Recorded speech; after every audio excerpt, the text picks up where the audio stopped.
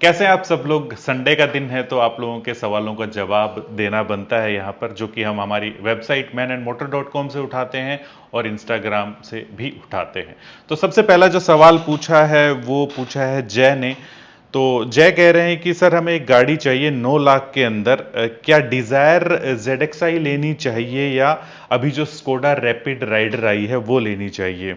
इनको personally Skoda rapid rider पसंद है, लेकिन वो साथ साथ कंफ्यूज ये भी हैं कि जो पीछे वालों के जो पावर विंडो स्विचेस हैं वो आगे ड्राइवर साइड की तरफ भी लग जाएंगे क्या, और जो स्टेयरिंग के ऊपर जो है वो कंट्रोल्स लग जाएंगे क्या। देखो, जो आफ्टर मार्केट की एसेसरी है जैसे स्टीयरिंग कंट्रोल वगैरह हो गया और जो स्विच है आपके पावर विंडो के, अभी तो कुछ कह नहीं सकते, लेकिन जब गाड़ी ज़्यादा बिकेगी तो जरूर इनका कोई ना कोई ऑप्शन आएगा एसेसरीज बाजार में। और गाड़ी डिजायर के कंपैरिजन में काफ़ी अच्छी है।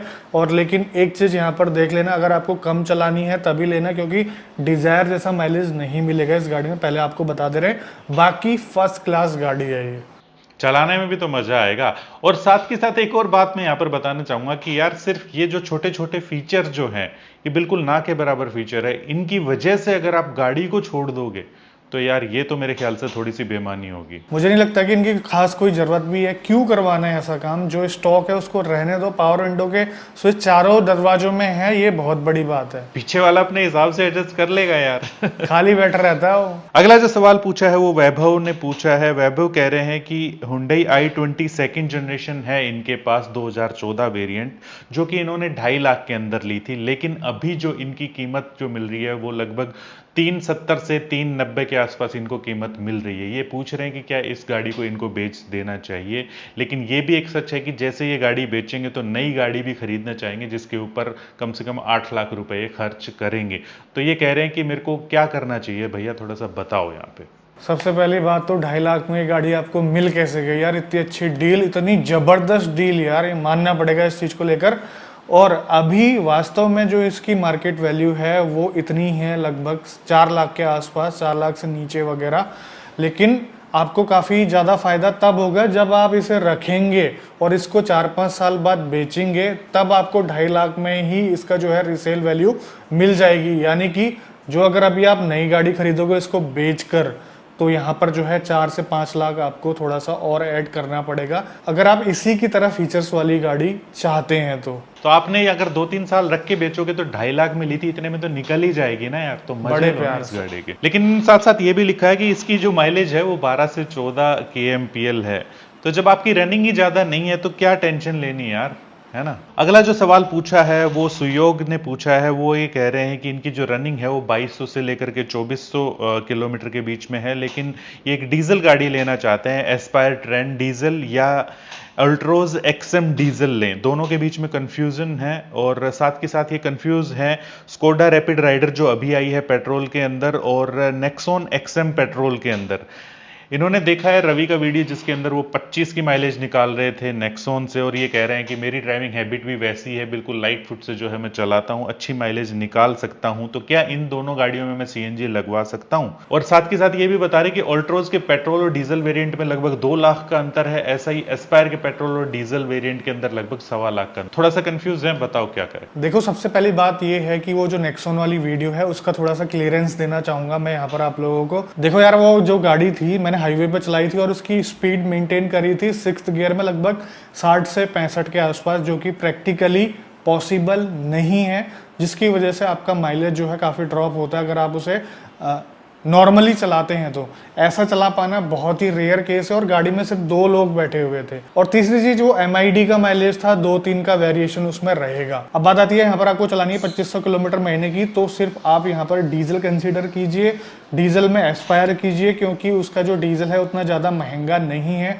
ऑल्ट्रोज का जो डीजल वेरिएंट है वो काफ़ी ज़्यादा महंगा है। जी हाँ बिल्कुल, एस्पायर को चलाने में भी आपको मजा आएगा। तो CNG की टेंशन ही नहीं है जब डीजल गाड़ी लेनी है, तो रनिंग ज़्यादा है मतलब डीजल। बिल्कुल, हमने नेक्सॉन जो CNG है उसका तो फीडबैक लिया था, आपको दिखाया भी था, तो इतने ज़्यादा खुश नहीं थे और कोई खास बढ़िया तरीके से चल भी नहीं रही थी वो। खैर अगला जो क्वेश्चन है वो परवीन जी पूछ रहे हैं और वो कंफ्यूज हैं। बड़ा ही अच्छा क्वेश्चन है इनका। इनके फैमिली के अंदर 6 मेंबर हैं, लेकिन ये कंफ्यूज है इको सीएनजी को लेकर के या ट्राइबर को लेकर के। 7 लाख का इनका बजट है, दोनों गाड़ियां इतने में आ ही जाती हैं।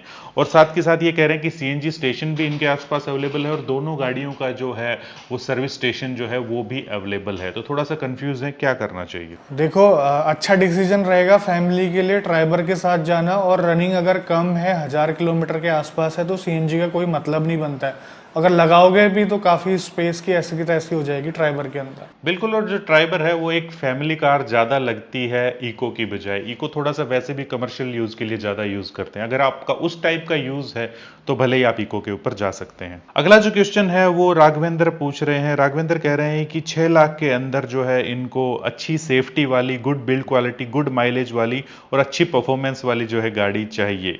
और ये जो जवाब दीजिएगा प्लीज अपने YouTube चैनल के ऊपर ही दीजिएगा। क्या बात है। देखो कम पैसों में आपकी चाहतें तो बहुत ज़्यादा हैं। बहुत कम गाड़ियां ऐसी होती है, और यहाँ पर एक गाड़ी है लेकिन उसका बेस वेरिएंट आएगा, वो है आपकी फिगो पेट्रोल।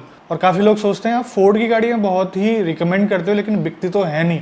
तो अच्छी गाड़ियां हर किसी के बस की बात नहीं होती चलानी, सीधी सी बात है। मजाक कर रहा हूँ। लेकिन यार एक बार ट्राई जरूर बनता है। आप चला करके देखिएगा, आपको वास्तव में मजा आएगा। लेकिन उसके बावजूद भी अगर दूसरी किसी ब्रांड के ऊपर जाना चाहते हैं तो टियागो एक ऐसी गाड़ी है, लेकिन जो परफॉर्मेंस, बाकी सारी चीजें आपको मिल जाएंगी, लेकिन थोड़ा सा जो परफॉर्मेंस, इंजन परफॉर्मेंस की बात आती है तो उतना बढ़िया आपको नहीं लगेगा। इस वजह से हम आपको यहाँ पर फोर्ड सजेस्ट कर रहे हैं। अगला जो क्वेश्चन पूछा है वो पूछा है कार्तिक ने। इनका बजट 10 लाख का है। वेन्यू डीजल लेना चाह रहे हैं और इको स्पोर्ट ये लेना नहीं चाहते क्योंकि 200 किलोमीटर दूर है इनका सर्विस स्टेशन फोर्ड का इनके घर से। और थोड़ा सा कंफ्यूज है नेक्सॉन के बारे में भी। तो नेक्सॉन ले या वेन्यू डीजल लें।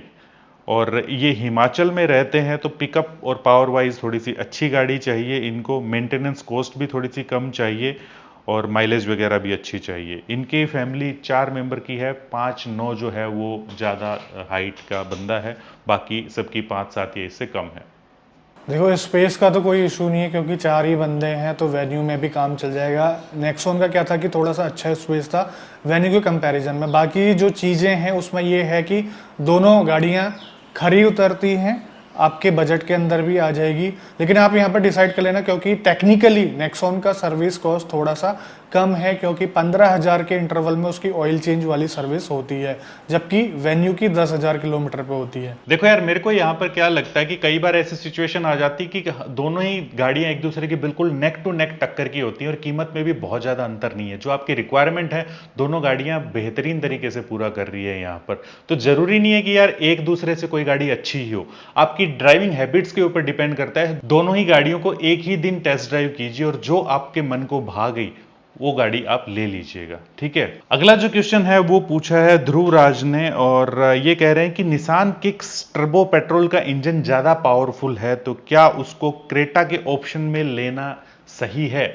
देखो किक्स को हम काफ़ी जल्दी चलाने वाले हैं और अभी ये कह नहीं सकते कि कौन सी गाड़ी अच्छी चलती है क्योंकि ऑन पेपर फिगर तो आपको अच्छे लगते हैं लेकिन चलने में एक्चुअल में कैसी गाड़ी को तो चलाने के बाद ही पता चलेगा। और सिर्फ ये रीज़न नहीं हो सकता गाड़ी को सेलेक्ट करने का, मैं आपको पहली बात बता दूं। और भी कई ऐसे फैक्टर होते हैं जिनकी वजह से गाड़ी को छोड़ना पड़ता है, भले उसका इंजन आउटपुट कितना ही अच्छा हो। चाहे उसका आप सर्विस स्टेशंस वगैरह देख लीजिए, सर्विस कॉस्ट देख लीजिए, पार्ट्स की अवेलेबिलिटी देख लीजिए, रीसेल देख लीजिए, बहुत सारे ऐसे प्रैक्टिकल रीजन बाकी भी निकल करके सामने आते हैं दोस्त। चैतन्य पूछ रहे हैं, उनका बजट 8.5 लाख का है। जेटा 1.2 जो है वो लेना चाहते हैं बलिनो, और साथ के साथ अब स्कोडा रैपिड राइडर भी आ गई। तो मेरे को लग रहा है कि रवि राइडर आने से ना सबका जो है दिमाग थोड़ा सा कंफ्यूज ही आ गया है यहाँ पर। इतने बढ़िया हाँ बिल्कुल।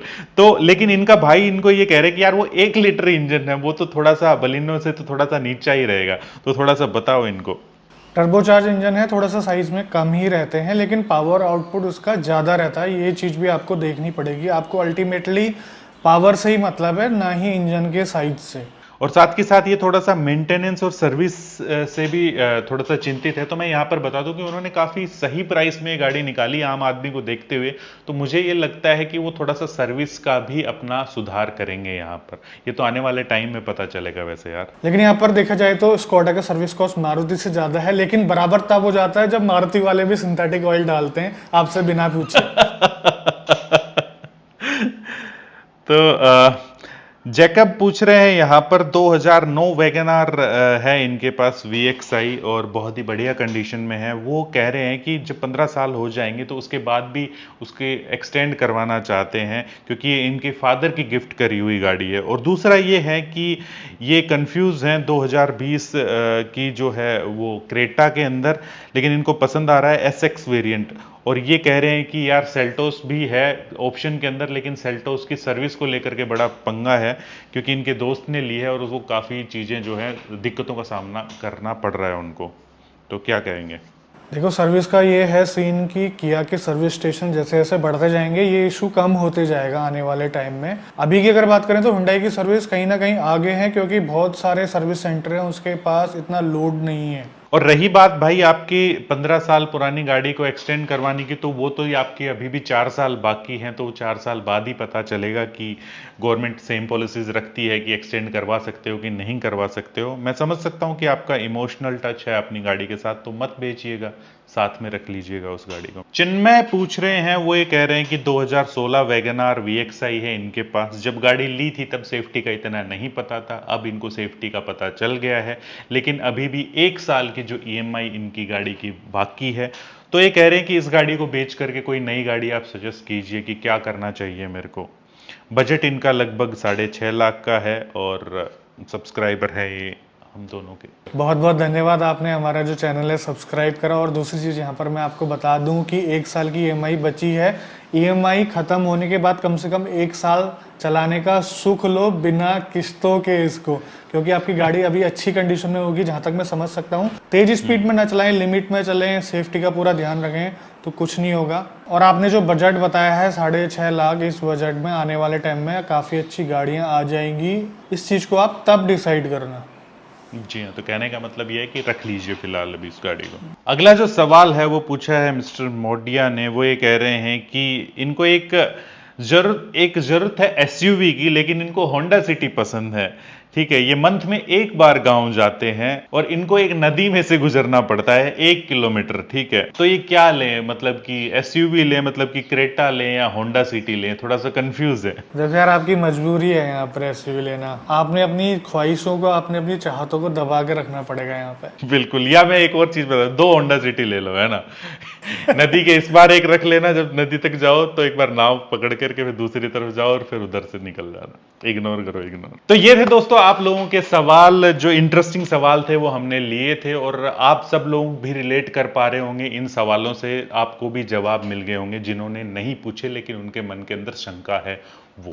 तो मिलते हैं ऐसी किसी नेक्स्ट इंफॉर्मेटिव वीडियो के अंदर इसी मैसेज के साथ कि 4 व्हीलर चलाते हैं तो सीट बेल्ट जो है वो जरूर डालिएगा, 2 व्हीलर चलाते हैं तो हेलमेट जरूर पहनिएगा। जय हिंद, जय भारत। भारत माता की जय।